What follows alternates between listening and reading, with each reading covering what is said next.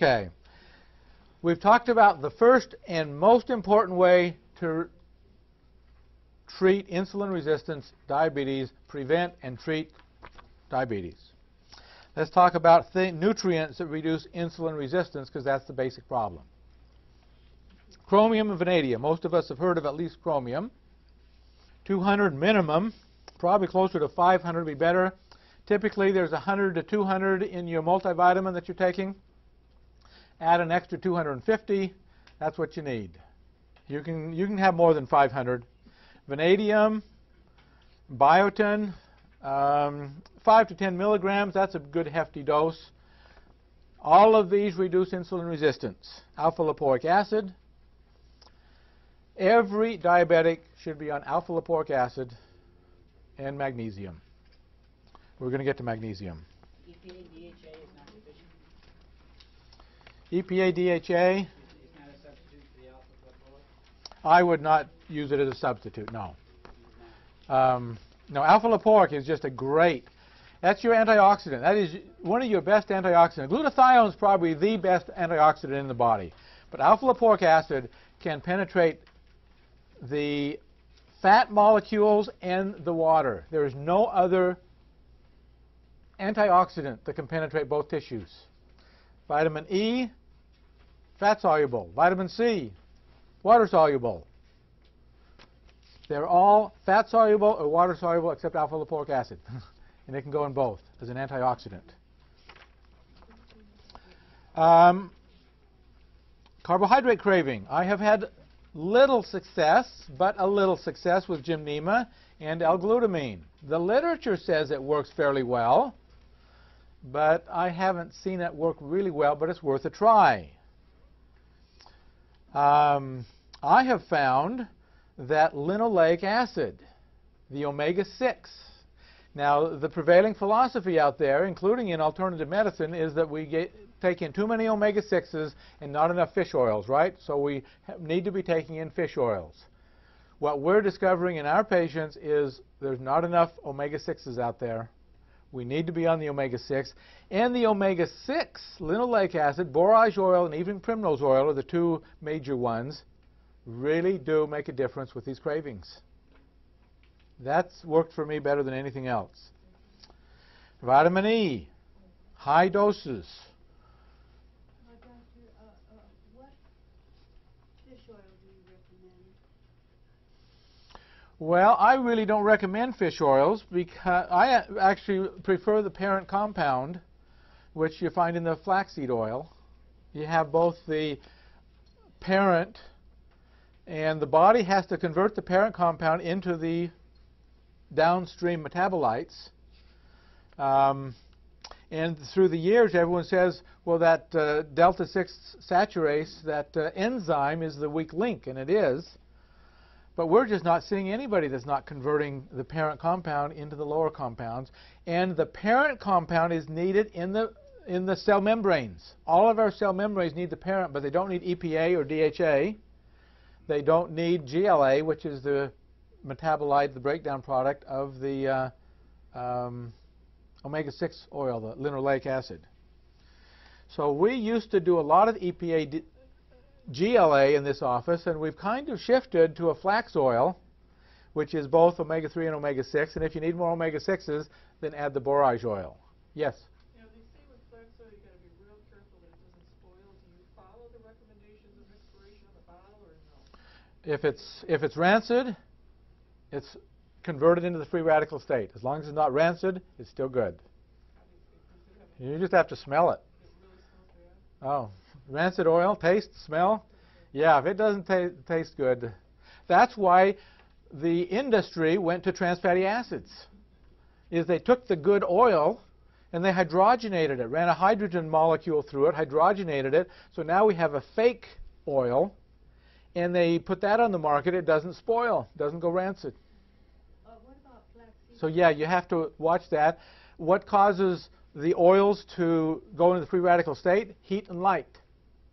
So you keep them out of heat and light, keep them in the refrigerator, it's dark, it's cool, it'll last months and months and months. You don't need to follow the expiration date. But as soon as you open it and it smells weird, that whole thing has now oxidized. It's in the free radical state. I meant flaxseed, just eating the flax. Oh, flax seeds? You can't get the oil out of the flax seed. It's a very good fiber. You can chew them, but unless you put it in the powder form, grind it just before you eat, then that's perfect. But the flax seed that you add to your salad or whatever, you can't chew it enough to actually release the oil. You grind it right before, that's great. If you grind it a week ago, 2 weeks ago, now you have the same problem we brought up here. That is, it's going to go rancid. Again, into the refrigerator. Yes? What about cod liver oil? Cod liver oil is a good oil. Has a lot of the omega-9s, not much 6s and 3s. But it's a very good, healthy oil. Yes? And krill oil? Krill oil is very good. So those are all very good oils. Canola oil is not a good oil because it came from Canada, canola, Canada, and it's corn, isn't it? Rapeseed. Yeah, it's genetically modified rapeseed. That hit Canada real early, and so a lot of that's genetically modified. And we're going to talk about that. That's the scariest thing I've heard of in a long time, is what's happening with the genetically modified food. Olive oil is excellent. And you can cook with it up until it smokes. Once you hit about 400 degrees, 450, then it smokes, and now you're turning it into now you've got the heat and the light. Now it's turned rancid. Now you've got a free radical. You keep it below that level, you can cook with it. Butter is a saturated fat. You can cook that at whatever temperature. It will not oxidize because it's saturated. There's nothing to make it into the free radical state. It's the monounsaturated, the polyunsaturated oils that have that bond that can break down and turn into a free radical state. So the butter's okay. Butter is good. Coconut oil? Coconut oil is very good. Yeah. Well, we kind of got off of carbohydrates, didn't we? The oil is the hardest topic to talk about. There is so much information out there, and so much good, so much borderline, and so much bad that it's hard to know what's what. Just a lot of stuff out there on the oils. Okay, other things to help diabetics and to help us prevent diabetes. Vitamin E, you notice that's 900 international units. That's not 400. You get your 400 in your multivitamin, you want more. Improves insulin. What's it say? Long-term complications. Prevention of diabetes. Vitamin E prevents that transition into insulin resistance.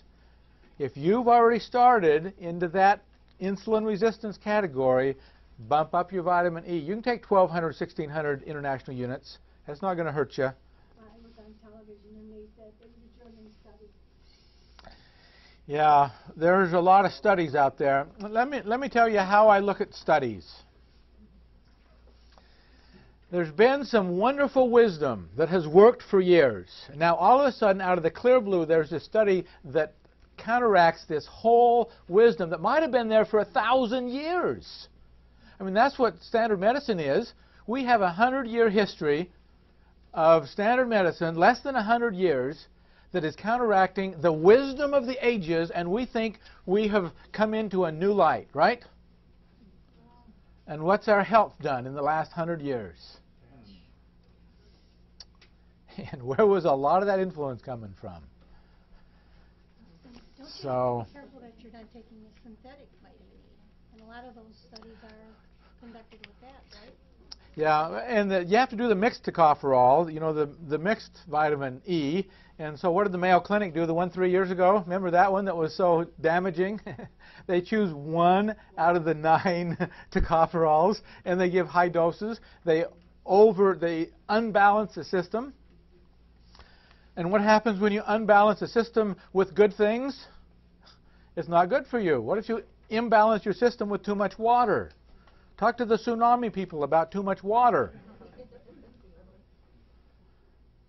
You can have too much of a good thing. Overbalances the system. Some of the B vitamins, sometimes you have to be a little careful. go too overboard on one and not kind of a balance. You need a little balance.